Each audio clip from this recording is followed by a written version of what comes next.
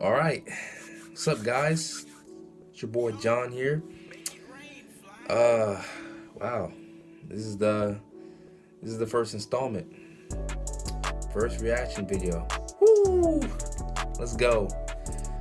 Kind of nervous, guys, but it's gonna be a good one. Okay, guys, first video we're gonna react to: 3 true baby monitor horror stories. It's gonna be a good one. All right, guys, let's get into it.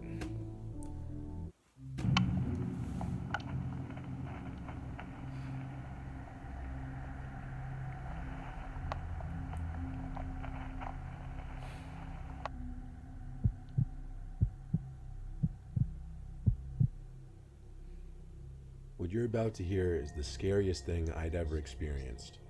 My sister and her husband This is were my going away favorite to scary Hawaii story for a YouTuber. week.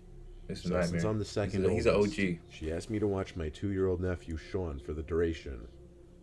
2 was a tricky age for me because Sean was still in diapers at the time, and changing diapers was the last thing I'd ever want to be doing. Still, family is family, and I had to return a favor to them anyway. I was sleeping in the guest bedroom upstairs for the duration, and by the 3rd day I had everything down to a rhythm. Wake up, feed him, do my work in the living room while supervising him as he played, feeding him again, then putting him to bed. My sister has a high-tech baby monitor that connects to a touchscreen tablet. It records sound and video from above Sean's crib and feeds it to the tablet. I would keep that by my side while he slept, no matter where I was, the living room, the bedroom, anywhere. Midday most of the time he'd get sleepy and I'd bring him to his crib to take a nap. By like the 4th day, Sean was taking a nap, so I was in the backyard sitting at my sister's outdoor bar on my laptop. I had the baby monitor placed on the bar, so I was able to easily hear Sean start to laugh at something. I checked the tablet, and I saw him standing in his crib, so I guessed it was time to take him out. I went up to his room and grabbed him to bring him outside in the yard with me, where he drove around in his little electric toy car. For basically the rest of the day, I just watched Sean play with his toys while I would either be doing work on my laptop or just watching something on TV. Shortly after dinner time, I changed him one last time and put him into his crib. An hour or so passed, and there really wasn't much else for me to do. I wasn't interested in anything playing on TV, so I went upstairs to the guest bedroom to put an end to the night. Not even that scary. Laying in bed in the dark, the room suddenly lit up from the tablet on the bedside table. I heard Sean laughing again. Oh shit. The tablet would light up if any significant amount of motion or sound was detected. I was comfortable in my position. I didn't really want to move. But when the screen suddenly went dark, yet I could still hear Sean's laughs, I got confused. I picked up the tablet, and all I saw was black. Somebody's in the house. In a way, it seemed as though the screen was still on. I heard Sean say the word "yeah" as he continued laughing. Something wasn't right. I set the tablet down and began walking to Sean's room, calling his name as I was on my way. I got to his room, and he was standing in his crib. I asked him why he was awake and who he was talking to. He then tried reaching for something atop the crib, but his short arms couldn't reach it. It seemed he was going for the camera for the baby monitor. So I pointed at it and said, "Camera?" And he replied, "Yeah." I picked him up to give him a little lift to see what he was trying to do with the camera. And as I lifted him, he used his little thumb to cover the camera lens. My heart sank as I put the pieces together. The reason the tablet went dark was because it was being covered by someone, but I knew it wasn't Sean based on the fact that he couldn't reach it. Ooh, "Sean, shit. is someone in here?" I asked him. And in response, he pointed to the closet. I picked him up and ran outside to the neighbor's house, pounding on the door, screaming for help. Oh my god. An elderly woman answered, and she let me call the police with her phone. She was already clearly close with Sean, and because of that, she seemed a lot more comforting. Police showed up and said when they checked the upstairs closet, it was open, but no one was inside. The fact that it was open alone trippy, says bro. everything. Someone was in Sean's closet that night. They must have made an escape when I took Sean and ran. The officers told me to stay at Damn. someone else's place for the night, and the elderly woman next door allowed us to sleep there. The next few nights after that, I watched Sean at my apartment. My sister and her husband cut the trip short, of course, after hearing the news. Damn. I was a 10-year-old diabetic who lived on the second-story floor. My parents lived on the first floor. That night, my dad was watching a scary movie about aliens. The aliens took over the world and were controlling people with their minds.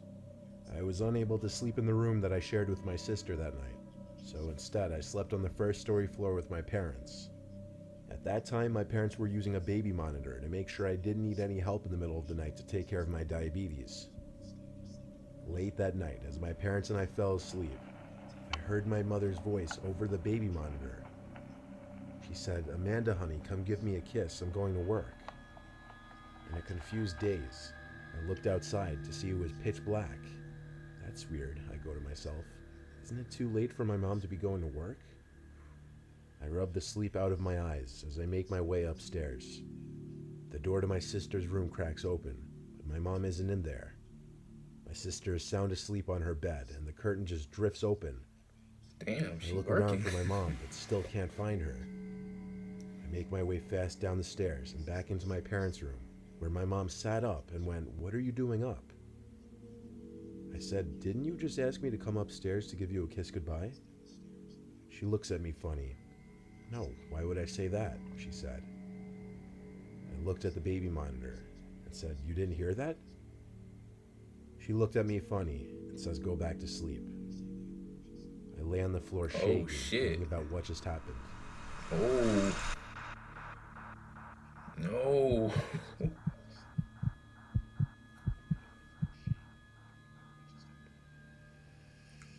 In my teens and early 20s, I would babysit as my side hustle. I was always really good with toddlers and babies, and usually the parents of the really young ones would pay more. There was this one pair of kids named Lucas and Adriana. Lucas was 2 and Adriana was 7, though Adriana doesn't have much to do with this story, I'll just say that right now. Lucas didn't really speak much, though I was told he had only just turned 2 a few weeks ago at the time. After a long and stressful day of watching the kids, they went to sleep. I would be spending the night at this couple's house watching their kids while they were out in some beach town with friends or something. When the kids finally went to sleep, I had some peace and quiet and time to unwind, as watching the two of them was a lot. I lay in the living room watching a movie. The couple actually still had a baby monitor for Lucas's room, and they asked me to keep that in earshot when he went to sleep. I left it on the coffee table in the living room. Eventually, I ended up on a FaceTime call with my friend, and that ate away so much time that by the end of it, it was past 12. I went to sleep after that. Actually, I fell asleep pretty easily. The next thing I remember was the dream. A freaky, disturbing, messed up dream. Everyone knows dreams can be weird and grainy, so I can't describe verbatim what happened in this dream. But the best I can remember, I somehow had lost the baby monitor and Lucas was missing. After searching through this weird dream version of the couple's house, I found the baby monitor under the bed, and on the screen was Lucas's dead body. And upon seeing that, a deep voice kept saying this was your fault. I must have heard it like 3 times before I suddenly woke up. After realizing it was just a dream, I remembered the baby monitor. I left it on the coffee table downstairs. But before going down to get it, I figured I'd check Lucas's room first since it was closer anyway, and I saw he was fast asleep. After that, I went downstairs to get the device and went back up to the room I was staying in. I went back to sleep, but once again, I woke up sometime later. But this time, I woke up to the little monitor device beeping and the red light flashing.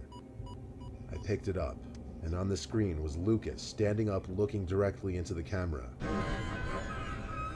Not smiling or laughing, just looking dead set into the camera, his eyes glowing in the night vision.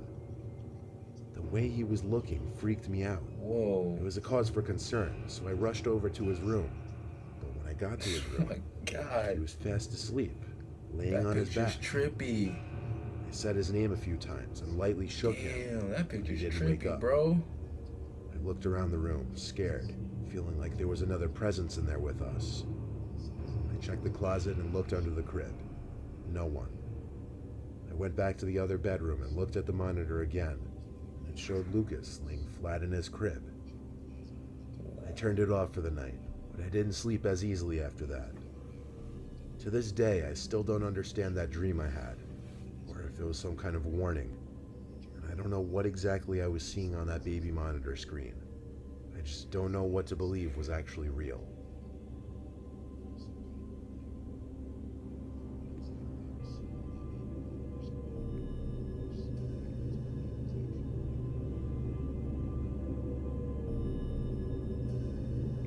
Yo.